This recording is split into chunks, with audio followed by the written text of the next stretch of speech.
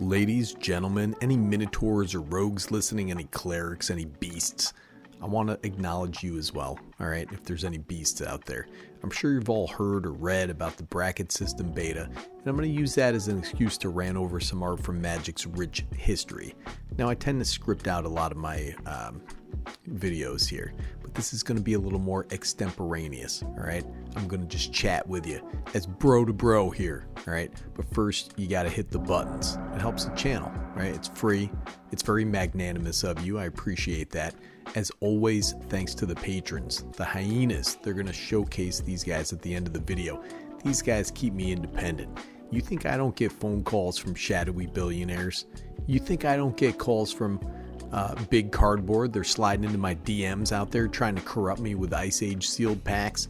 The only thing that stands between me and the corporate corruption is those patrons. Stalwart, vigilant sentinels, sexual supergiants, every single one of them, I can say from personal experience. Now, I do want to touch on this concept of game changers. There's a whole list up. I'll put the article link at the end of the description. You can read it. It actually addresses some of the things I thought about here. But the game changers, I'm not going to go over every one. It's just a hard list of cards that are Gavin or whoever designed this thing, their ideas of game changers. It seems like a bunch of unfun cards. I'm putting heavy quotes around that. All right, so let's take a look here. Bracket number 1. Winning is not the primary goal here, as it's more about showing off something unusual you've made. That's what people used to say to my mother when they saw me. Well, there's something unusual that you've made right there. Villains yelling in the art. Everything has the number 4. Oops, all horses. Come on, dude. This is crazy. The games here are likely to go long and end slowly, possibly with everyone at the table doing a Jim Jones style Kool-Aid situation, possibly with everyone boarding the Hale-Bopp Comet. I don't know. In any case, this sounds like nothing I've ever played before, man. What are you doing? You're just splashing around out there. You're flinging cards at the stray cats in the neighborhood. I don't have time for that, and I don't know anybody who plays like this. Bracket 1 seems like nonsense. Now, bracket 2 is the core. This is the hardcore, brother. The easiest reference point is that it's the average current pre-constructed deck is at core level. While bracket 2 decks may not have every perfect card, they have the potential for big splashy turns, strong engines, and are built in a way that works towards winning the game. While the game is unlikely to end out of nowhere, generally goes 9 or more turns. I mean, who's got time for that? You can expect big swings. The deck usually has some cards that aren't perfect from a gameplay perspective, but there are flavor reasons to include them, or they just bring a big smile to your face. Alright, no game changer sparse tutors, no intentional 2-card combos. Just mask your intention, dude. Just lie about it. You know, you gotta be good at lying. I never even suspected that this deck had a 2-card combo. Oh my god, that's so weird. It wasn't my intention. Yeah, right, dude. They focus on extra turns here too. I don't use a lot of extra turn spells. I do once in a while, I guess. They're pretty great. I don't really get this. A lot of the game changers are from the pre-con, so they say, oh, you can't have any game changers. Whatever, man.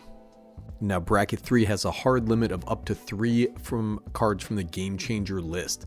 No intentional early game 2-card infinite combos. You can go late game, I guess.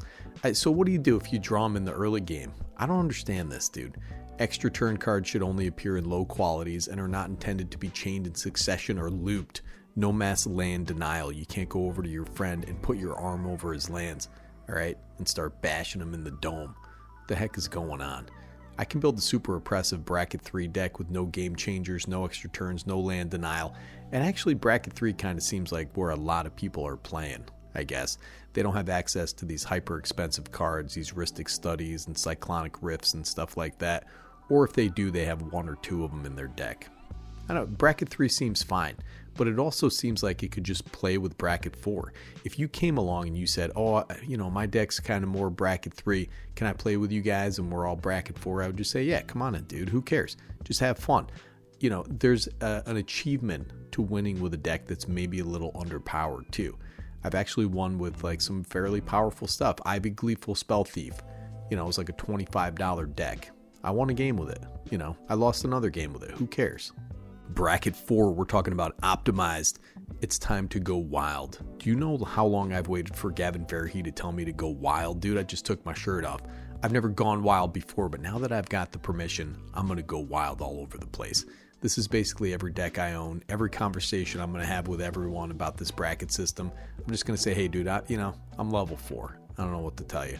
I don't even want to go through them to see if there are any game changers in there. I just want to be able to put whatever cards I have that synergize with my commander in the deck. And if there's a staple or two in there, I just say, hey, I've gone wild. I don't know what to tell you here, man.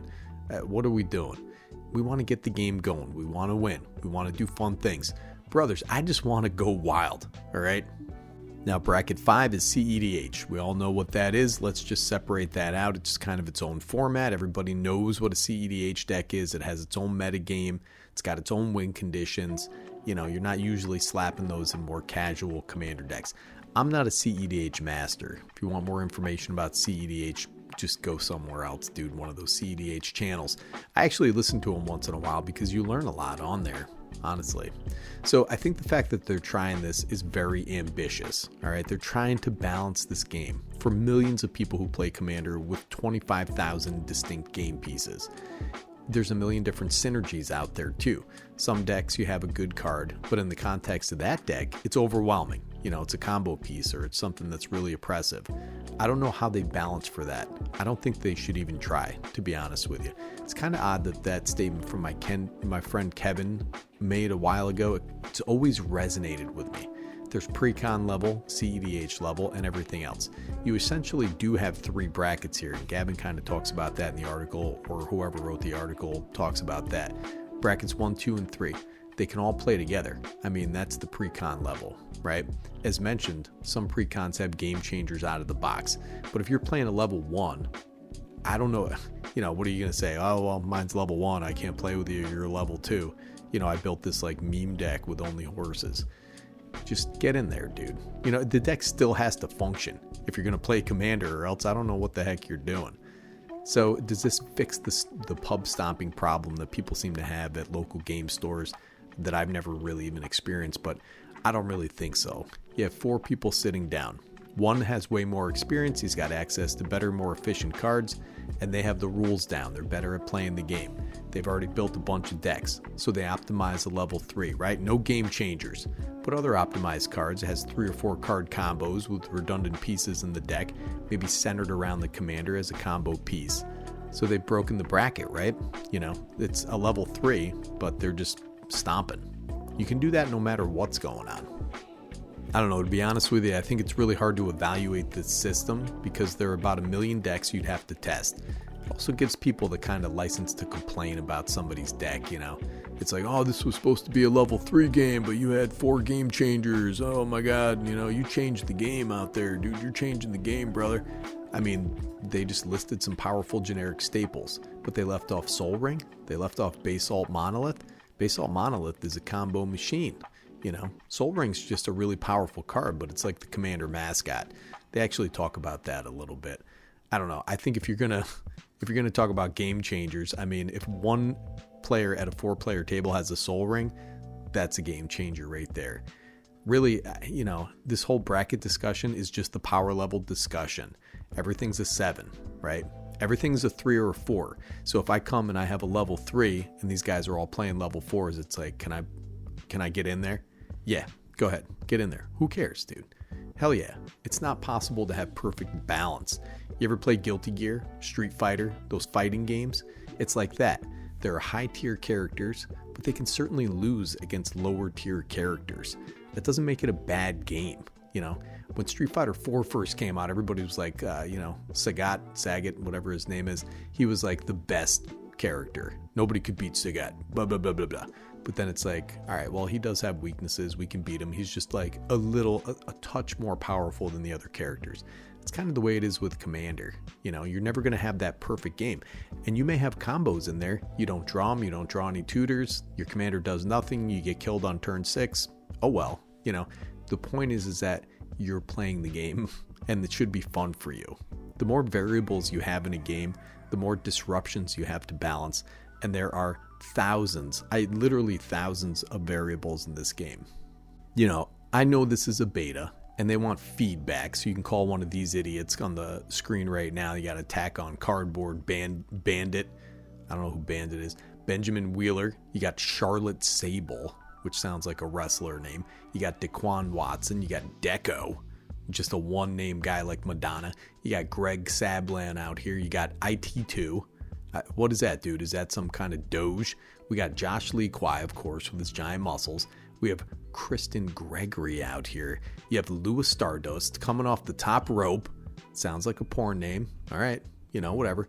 Olivia Gobert Hicks with the hyphen coming right in the middle there. You got Rachel Weeks. You got Rebel Lily. All right. I mean, she's on the Rebel Moon out there. You got Scott Larrabee, the accountant. You got Tim Willoughby coming up from the forest. You got Toby Elliott. Toby Maguire's a cousin. I don't know who most of these people are, but I'm sure they're just experts on everything, We as human beings, we do that, don't we? We just ascribe a level of expertise with something to someone. Like Rachel Weeks is an expert for some reason. Did she go to school? Did she pass a test? I'm under no illusion that I have any expertise with anything, honestly. I mean, you could ask me about Magic the Gathering. I know quite a bit, but I wouldn't say I'm a certified expert. I didn't pass a board certification in Magic the Gathering, building commander decks. I got a computer. I started making videos. Doesn't make me an expert. There's no test. You just do it. Now, of course, you got Josh Lee Kwai on there with his big muscles and his big, beautiful pectoral muscles, dude. Damn him to hell. That's why Jimmy Wong isn't on there, dude. He isn't his alpha brother. He's got to get out there and start eating some protein. I'm just kidding, man. Listen, don't take anything I say seriously. Don't go tattling out there to Jimmy Wong. I don't know where I'm going with this rant. My feedback is thus. Make 3 brackets. Pre-con, CEDH, and everything else. But then, within that everything else bracket, you have a point system, power level scale, and then you have 10 levels, I don't know. Just kidding, dude. I think they should have concepts that they discuss. They're on the right track with that, like land destruction and such. Maybe people don't want to play with land destruction. I understand that. If you just say, I want to play level 4, but I don't want to play with land destruction. And this guy comes in and he goes, well, I have some land destruction in mind. You got to fight it out gladiator style. 2 men enter, 1 man leaves. That's how you do it. And then you decide whether or not he can play in the game. I don't know how to balance it. Honestly, budget is probably the best indicator of how powerful the deck is. It's a really expensive hobby, so anything under like $150 if you put it in Moxfield should be fine to play with each other. You don't have to put your blinged in versions out there, you know what I mean?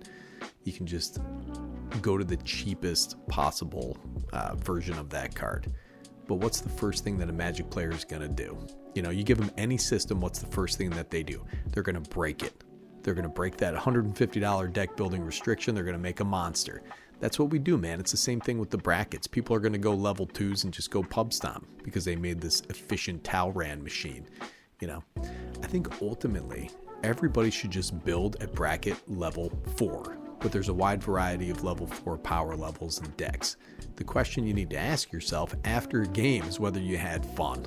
If you did, then just have fun and who cares, dude. You say, oh, I built a level 4, it's a low level 4, or it's a high level 4, and you just kind of go to town on each other, dude. I think it's kind of been debated to death, this whole thing. Like, they want to create a safe environment for people, but maybe it's good for people to get out of a safe environment and to go out there and experience life, man. You ever skateboard down a hill, you fell down, you scraped your knee, or you got a head injury, and now you can't walk. That's just life, brother. I think it comes down to the players, the honesty, the long smoldering eye contact between 2 dudes as they struggle against each other in a clash of arms, getting sweaty, getting breathless and wet with each other. Wait a second, what the heck was I talking about here? Anyways, Nikki G, Better Commander, signing off.